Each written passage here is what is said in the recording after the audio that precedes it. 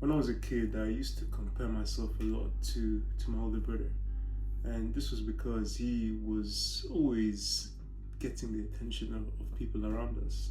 He would always get the girls' attention. He'd always get the attention of most of the boys, and his personality was very, very gravitating. He was very charismatic, and I just seemed to mimic. I tried to mimic him in whatever way possible because I wanted to have the same output. I wanted to have the same outcome. And he was pretty tall for a kid his age, for a kid our age. And he looked good. He was aesthetic. He was lean, and I don't know what people saw in him, but he just seemed to always gain people's attention. I remember one day we went to church, and after church, these two girls came over to us. I was standing right beside them. We were talking about something that was happening in church, and these two girls came right beside us, and they looked at me for a glimpse of a second, and they looked at him and they asked, "Oh, what's your name?" And these are the moments in my life where I started to realize, okay, we may have the same upbringing, we may look relatively similar, but we are different. We are completely different. And the turning point was I went to this party with him one day, and I realized, I just felt like my presence was like air in that place, because no matter what I did, I wasn't trying to do much, but I felt like even if I was to leave, even he wouldn't notice that I was ever there right behind him. I came to understand that I was adapting myself to be more like him, and in the process of doing so, I came to lose whatever individuality I had as my own.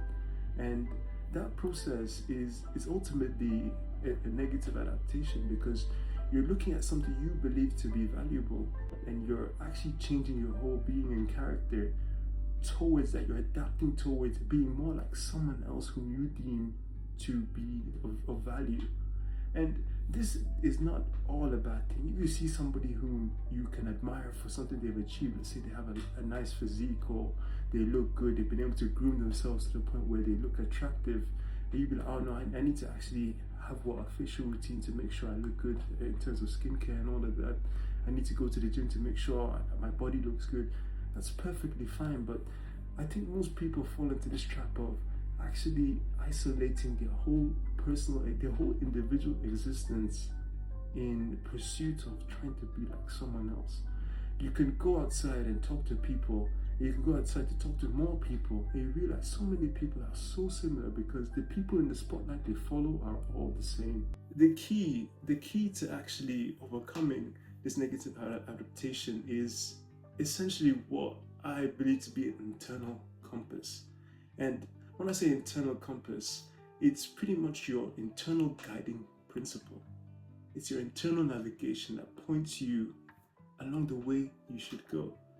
And for me, the biggest thing that allowed me to actually find my own internal navigation was faith. As I'm an African man, it's pretty normal for us to always have our lives tied with faith in one way or another. And Christianity being my belief system, I delved into the Bible at a young age, and I'm not going to talk too much about biblical stuff, but it was my guiding light, it was my guiding principle that allowed me to find my own sense of value, my own sense of existence, and my own individuality.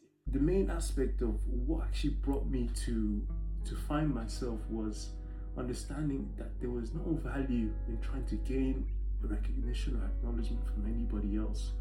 Acknowledgement for yourself must come from within, and must come from your own ability to trust yourself, right? This is essentially you keeping promises to yourself, keeping them and you have to build rapport with yourself. You have to actually be so in the game of keeping your own word that you come to value your own word. You come to value the person you are, because you know you're true to yourself, right? The thing that actually made me value who I am is because I knew the Creator made me for a reason, and I am valued by Him, and as a result, I should value myself, right? It doesn't mean, oh, cool, I value myself because God loves me. No, it means, well, that's of course a given, but it also means I should do everything I should do in order to gain rapport with myself, to understand that I'm not just a mere person on this earth to just live and breathe air for no reason. I'm here to do a purpose, and to do that purpose, I need to become the best version of me. And that there is a positive adaptation because it leads towards me actually valuing myself based off of my own thoughts, based off of my own desires, based off my own goals, based off who I want to become, right?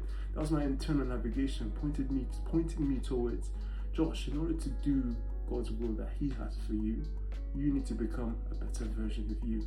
And a better version of you is not a fat version of you. It's not the version of you who can't speak properly. It doesn't have confidence in how he speaks because he doesn't know enough. It's the version of you who actually learns. It's the version of you who trains. It's the version of you who aspires to better yourself in every single aspect of your life.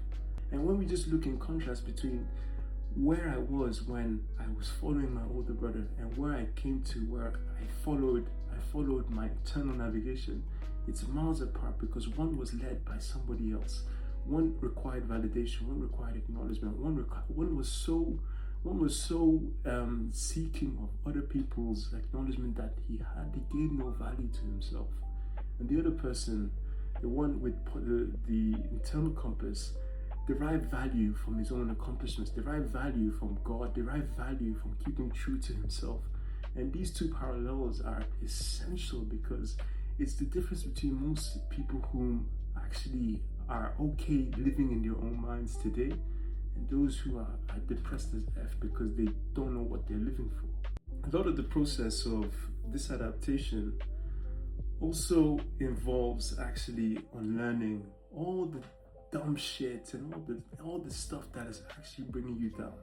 It's the unlearning of your vices. A process of actually adapting positively is refining and filtering all the shit that you've consumed your mind with and replacing it with things that will actually fuel you, replacing it with the track system of promises to yourself, of the words you keep to yourself, and moving towards integrity with yourself. That's how you grow as an individual with integrity. You're either adapting positively or adapting negatively every single day.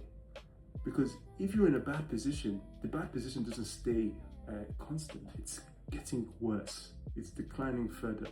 The bad positions don't just stay at a bad position, they get worse. If you're in a cycle of overeating, your weight will increase. If you're in a cycle of addiction, your appetite will get higher. The dopamine spikes that you would need in order to hit those highs will get higher.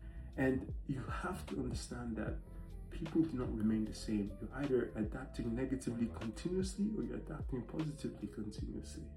Life requires you to rise to the situation, to always rise to the situation before you.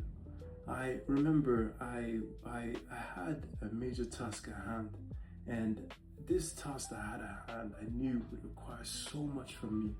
And for a moment I was like, maybe I shouldn't do this after all. It's always the good cop, bad cop in your mind, just telling you whether you should pursue something or not.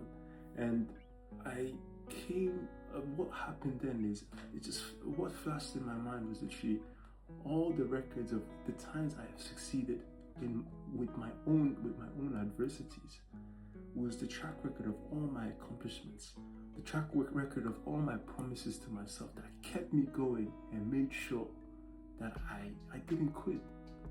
That's the rapport I built with myself over my whole history, telling me, yes, you can do it. And as a result, it's like a game, right? All your previous wins allow you to beat the boss level, because throughout the previous levels, you've gained XP, you've gained stats, you've gained skills, and when it's time to beat the boss, you're like, yeah, beat all these minor bosses, I can beat the big boss still, right? I can beat the big boss.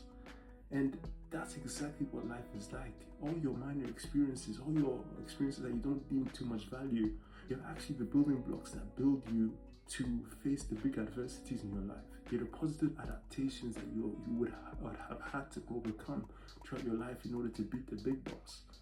And the big boss, it's not just one big boss. Life comes with so many big bosses. And I'm just a 24-year-old. You could say, oh, this guy doesn't know what the hell he's talking about. But I have experienced this firsthand.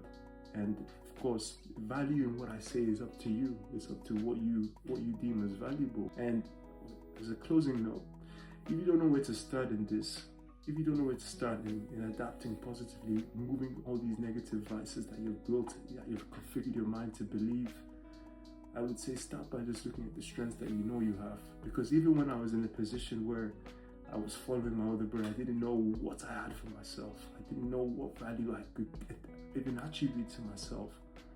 I knew there were some things I was good at. I knew there were some things I liked. I knew I had some strengths, right? And work on that. Work from your strengths, and as you work from your strengths, when you have enough confidence in the strength that you've built, become pleased with yourself in one way, right? And from that initial high you get from being pleased with yourself over something you're good at, use that, build rapport with yourself on things that you struggle at. Because weaknesses are only weaknesses as long as you choose to ignore them. But I understand tackling things that you're not good at is always hard. So focus on what you're good at for a season.